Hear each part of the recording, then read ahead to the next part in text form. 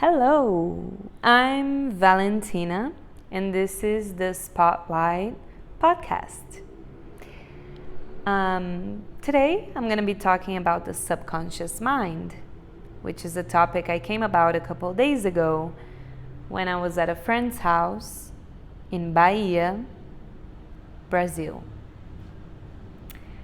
So, just to start off, I have this little microphone here, and I'm feeling so professional. Let's try this way because I was holding it close to my mouth and it was sounding really harsh. So let's see how this goes. So today I want to talk about the subconscious mind, and just to give you a little bit of the settings of how I came about this topic. I've been waking up feeling really melancholic the past couple months, and about many things, about many subjects. As I said in the previous episode, I just recently ended a relationship, and so I'll give an example of this topic.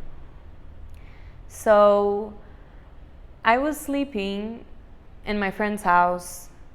It's a beautiful place, by the beach, sunshine every day, really hot, not even warm, just really, really hot.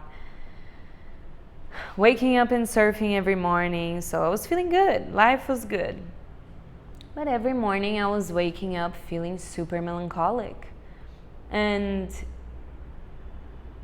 as I would wake up, certain thoughts that would come up to my mind would be like, this person never liked you, this person is feeling free without you, they never cared at all, they don't care, they never did, and so on. And usually I would either let myself just fully drown into these thought patterns and keep them going throughout the day, or I would have a dialogue with myself that would sound a lot like, oh my God, girl, what are you doing? Just think about something else. Stop doing this BS. Come on, let's go. And then distract myself with something so I wouldn't have to feel uncomfortable and think about it. And neither of those ever worked.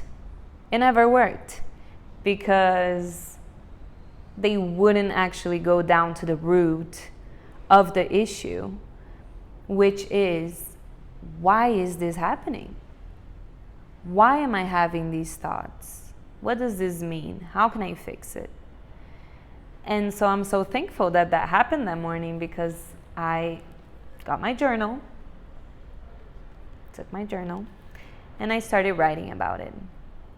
And so I wanted to bring this information because it made a lot of sense to me, and it made me really happy that I came to this conclusion. So, yes, as soon as I woke up, I was having those thoughts, and I was like, okay, why am I having these thoughts? What do they mean? And it was really funny to realize that these thoughts that I was having completely correlate to old beliefs that I used to have about myself, on my worth and on my value as a person. And although consciously I didn't think I had those beliefs anymore, and I didn't think that I worked on those patterns anymore, on a subconscious level, I still do. And the subconscious is really interesting because it's when we are not aware of what we're thinking. We're not aware of what we're doing. That's why it's the subconscious mind. And when I realized that, it made a lot of sense, because the subconscious directly correlates to the old, to the past, to what we used to, if we haven't changed. What we used to believe as kids, what we used to think as kids, the thought patterns, the words, the dialogues that we used to have with ourselves as we were younger, or that people around us would have with us as we were younger, or the cultural environment that we had around us as we were younger. And I came about this really interesting study a couple of days ago that I'm so grateful for, because it shows that this is real. It's not just some like spiritual make-believe topic. It's something that actually is reality. And the study was talking about brainwaves. So we have 4 main brainwaves as human beings that we operate on. The first one being the delta brainwave, which is what we operated on from ages 0 to 2, roughly. Then 2 to 6 was theta brainwaves, 6 to 12 alpha brainwaves, and 12 and above, roughly, it was beta brainwaves. And during 0 to 12 is when we mostly acquire information about ourselves through our environment and the people that we're around, and the culture that we're around, and the experiences that we have.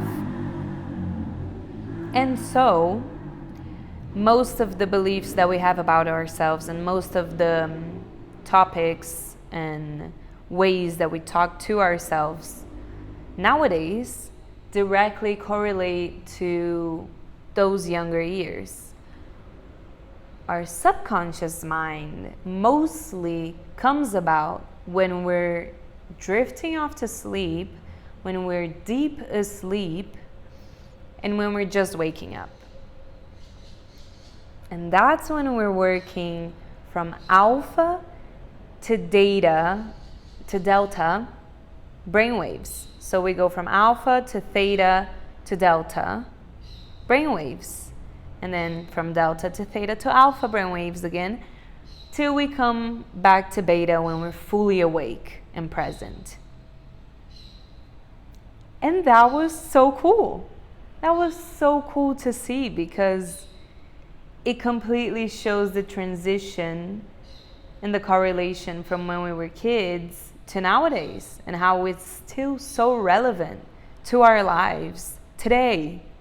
What used to happen before, even though when we're in those beta waves, moments in our day-to-day, when we're fully aware or fully conscious, we don't realize.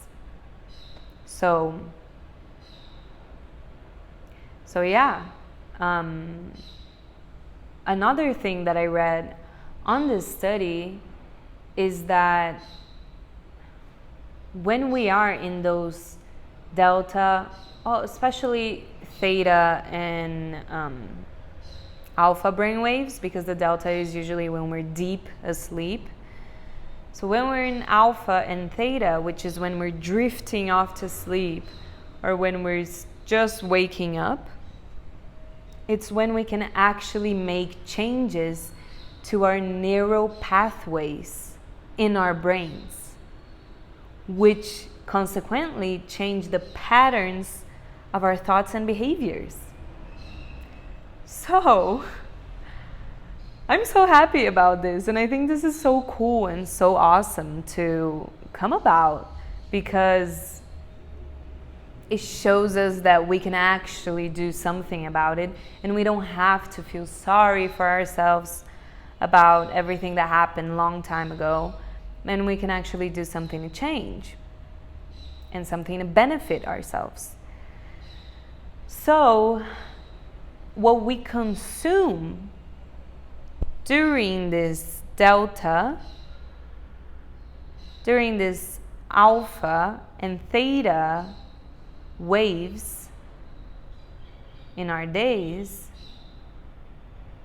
is highly important, because what we consume during those moments are creating new neurological pathways in our brains. So if right before going to sleep and right as I wake up, that's why there's so many sleep meditations and so many morning meditations, because what we consume during those times creates new patterns for us of thoughts and beliefs. So if we put positive affirmations to listen to during those times, slowly but surely, of course, you're not going to listen to it one night and you're fully transformed. Maybe that would be lucky, but didn't happen to me. But yeah, so if you listen to those positive affirmations every night before you go off to sleep, every morning as you awake, slowly but surely, your brain will start creating new beliefs and new neural pathways to carry on those beliefs. And so the old beliefs will slowly start to diminish their importance. That's also why, and I think this is so cool, because, before I came about this study, I always thought about this topic, but I never truly understood how it worked. And that's why a lot of the times when I'm on my phone or when I'm watching a movie on my computer, right before I go to sleep, and it's something so heavy, like this new, so serial killers and super brutal TV shows or super intense video clips that show up on Instagram or whatever, I have such bad sleep, and I wake up feeling so shitty, to be honest. And it makes sense now, because you're consuming that content, that heavy content, in a period where your brain is acquiring this information deep into your brain. And so, of course, that's not healthy for you. And another cool thing about this study that I came about is with professional athletes, a lot of trainers have them visualize themselves winning, how they would feel, how would it be like, how they would act like, how they would talk about it, and really detail and minute ways of how it would be if they won, or how it would look like if they won. And they do that so the neural pathways of the athlete's brain can create a pattern, a common pattern, for the athlete to believe in himself or herself, basically. I don't remember the percentage. I should maybe have looked up the percentage of success rate of those athletes that do that. But I remember it was something significant. And I was like, wow, this is so incredible. And why is this not common knowledge and common information out there, that we can actually change ourselves and our environment and our lives with basic changes in our routine? So yeah, that's basically what I wanted to bring up today. I filmed this video, this is the third time, because I was so, well, it's the first time that I film a video. The last time I did audio only. So this is new for me. Sometimes I just take a long time to process a thought and make the thought come into words. So the video looked really paused for a long time in the past too. So I did this one, the third. They say the third time is the charm, right? So yeah, that's it. That's the conclusion. Maybe if you want to try it out, I've been trying it out. I've done this in the past, but I always did it in kind of like waves. So I would do it, and then a couple of years would pass. I would forget about it, and then I would stop for a while, and then I would remember it and do it for a couple of days and then forget about it. But now that I got this information that it's super important what you do and what you consume during these times of just waking up and just drifting off to sleep, I really started changing my routine, and whatever belief I want to let go of and whatever belief I want to acquire, I've been putting to practice. So I've been getting meditations or getting music or getting affirmations that correlate to what I want to believe, and thus trying it out. So let's see how it goes. I hope that this can be interesting for somebody out there and maybe helpful.